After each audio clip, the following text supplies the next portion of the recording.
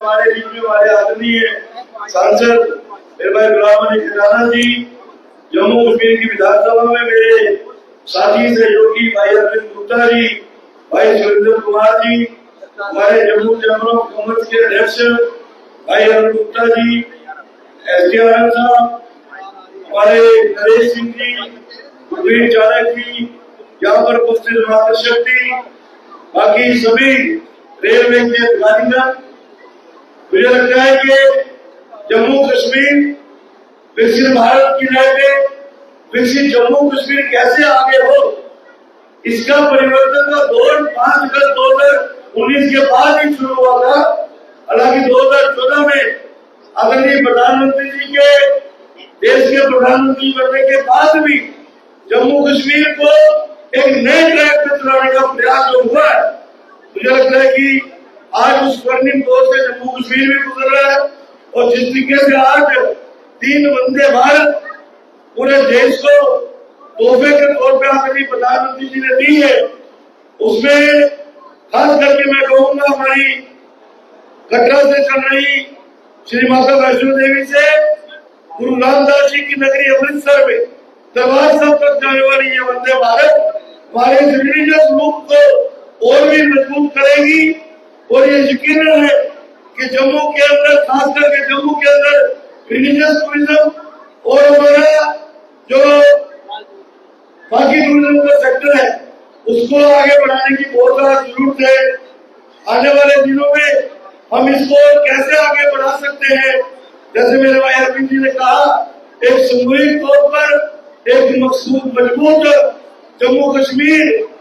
जैसे कश्मीर हमारा टूरिज्म के पॉइंट ऑफ व्यू से आगे बढ़ता है, वैसे ही जम्मू जो है वो रिलीजियस टूरिज्म के पॉइंट ऑफ व्यू से, टूरिज्म के पॉइंट ऑफ व्यू से आगे बढ़े, उसका प्रयास होना चाहिए। मुझे लगता है कटरा से अमृतसर जाने वाली ये वंदे भारत इस कड़ी को और भी मजबूत करेगी। और यकीनन जम्मू के अंदर से भी एक बहुत सकारात्मक सोच हमारे लोगों की है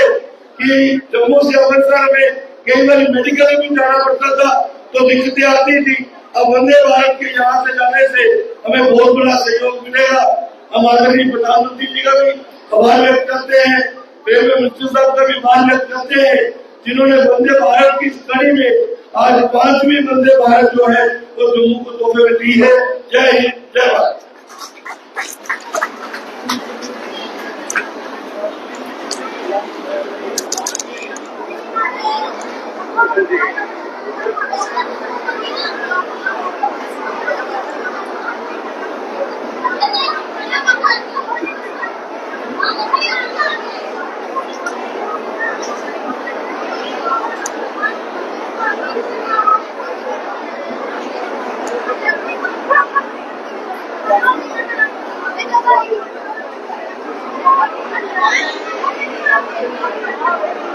बाकी जम्मू कश्मीर को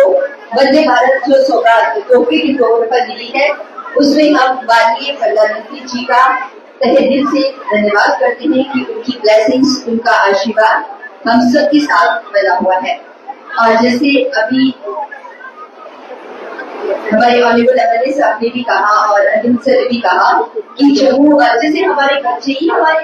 बहुत ही दुख की बात है कि हमारे बच्चे पढ़ लिख तो जाते हैं, लेकिन उसके बाद कहते हैं कि जम्मू में कुछ नहीं है, हम बेंगलोर जाएंगे, हम पुणे जाके पढ़ेंगे, मतलब बाहर जाके उनको अपनी पढ़ाई तो करनी है, उसके बाद जॉब के लिए उन्हें बाहर जाना पड़ता है। लेकिन